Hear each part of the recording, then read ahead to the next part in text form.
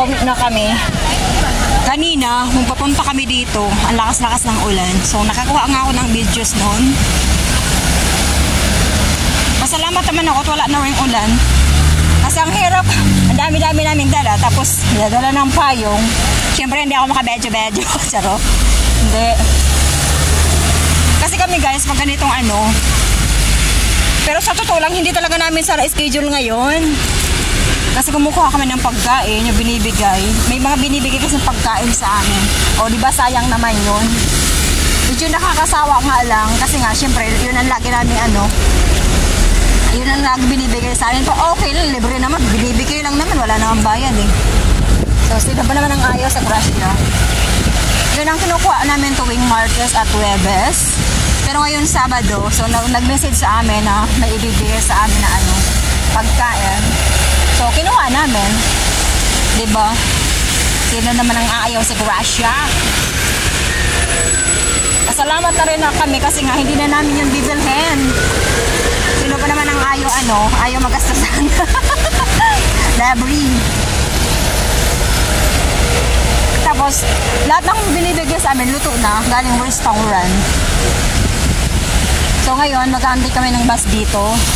Ayan, bus 22. Yung bus 22, medyo malayo pa kami. Dumaan na yung bus 22. Pero ngayon, di naman rush hours, kaya't okay lang yun. Pag rush hours, medyo may katagalan ang pag-aantay ng bus dito. Kasi alang beses kami nag-aantay ng bus dito, ng bus 22, medyo may katagalan. Pero ngayon sa palagay ko hindi naman masyado. Kasi ano pa lang naman 2 o'clock. Pag rush hour, 6 o'clock yan. Ang mahirap mag-antay ng bus dito eh. Pero mas sa tingin ko nga, medyo kukunti lang naman yung tao dito. Hindi kagaya sa HK na medyo marami. Basta bagay maulan masyado dito, kaya siguro kunti lang. Tsaka hindi talaga rush hours. Pag rush hours, sigurado yun. Marami. Siyempre, uwian ng ano, uwian ng eskwela, uwian galing sa trabaho. Ito, 50B, hindi pa to, 22 talaga yung talagang inaantay namin. Asa rin mga kasama ko andun kasi marami nag-aantay.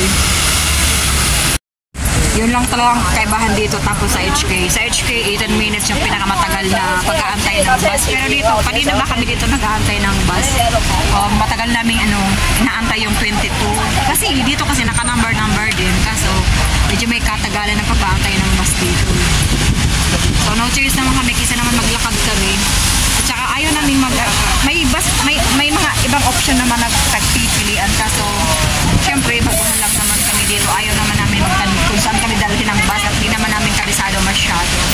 So, kung ano yung bus na dating sinasakyan namin, ayaw namin magsakay ng bus. Pero may mga second option naman kasi naka-araw-araw naman yun. Yun lang, hindi talaga namin kabisado yun.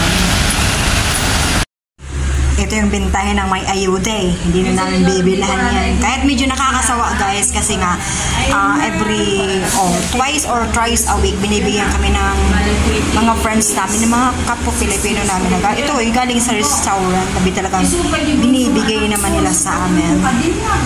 So malaking tulong na rin to sa amin kahit medyo nakakasawa kasi nga almost ako 3 weeks na akong kumakain ito. Pero pinipili ko lang naman yung gustong gusto ko. Kasi yung iba masarap naman talaga. Yes.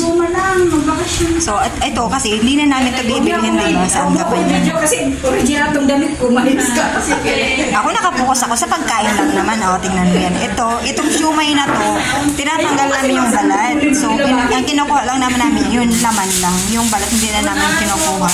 Kasi, syempre, sawa na rin kami. At saka yung iba niyan, hinahalo na lang namin sa gulay. Kaya noodles. Masarap sa noodles kaya yan. Ilang tupper yan? 1, 2, 3, 4. Malaking pasalamat na rin namin sa mga Pilipinos na nagbibigay sa amin. Pasok na.